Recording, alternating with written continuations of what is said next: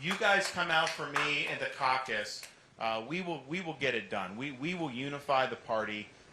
That's not an issue. I mean, if you think about America First policies, Donald Trump has been associated with those. I've delivered on those more than anybody in the whole country. Kim Reynolds, me, there's a handful of us governors who have outstanding records of delivering on conservative principles and conservative policies. So you'll be able to unify the party. When I ran for re-election as governor in Florida, I got 97% of registered Republicans. That's a record. Normally, if you get 90%, that's great. We got 97%, and so we'll be able to do it. And so I would just say, eye on the prize here. Iowa, then obviously we go on to New Hampshire and South Carolina and all these other states. Just keep doing that. But Iowa can set the tone, and I disagree with Nikki Haley when she says that somehow Iowa's votes need to be, quote, corrected. I don't think you need to be corrected. I think that your voice speaks very loudly, and I think you're speaking with values and principles that Republicans all across the country share. Faith, family, patriotism. This is all something that we need more of in this country. So no corrections needed from my vantage point. You go out there and you vote your conscience, and that's going to help fix this country.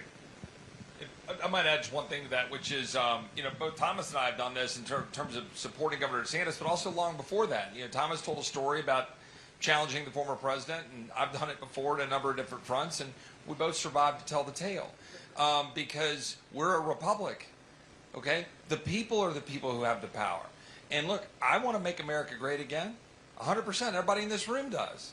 And every one of us, I'm guessing, we're fully supportive of wanting to do what the president did when he came in 2016, 2017 in the White House and challenging the status quo. But everybody also has to answer to the people. I find it extremely telling that the former president refuses to engage in debate. I think that he owes that to you, to come and debate and to get on the stage. So next week, will he not come get on the stage with Governor DeSantis and Governor Haley? I think he should, because I think he should have to answer questions about empowering Anthony Fauci, shutting down the greatest economy in the history of the world, $8 trillion in debt that then flowed from that decision, things that Governor DeSantis had to fix in Florida and make sure that he got Florida open again to lead the country, things like saddling up with Paul Ryan to pass an amnesty first bill in 2018 instead of a border security first bill, so we're now left dealing with that down at the border. These are the kinds of issues that I think matter. And so just have the courage, in my opinion, to just rally enough people to show up on the 15th, bring people in and demonstrate that you all decide, the polls don't decide, and we'll have a really good night on the 15th.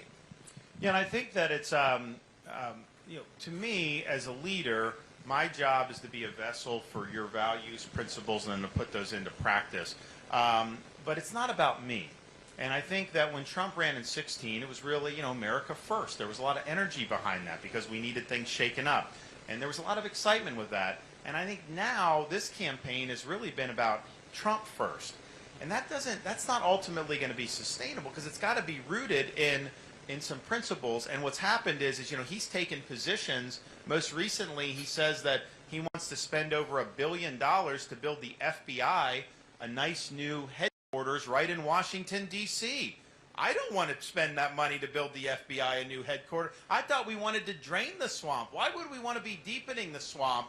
And so he's doing that. But I think that it's gotten to if a congressman criticizes, saying, wait a minute, that's not conservative, that somehow that's a bad thing to stand up for conservative principles if Trump is not doing it. So it's really about, are you going to be delivering for people? But it's not about the individual itself. And we've had a lot of success in Florida.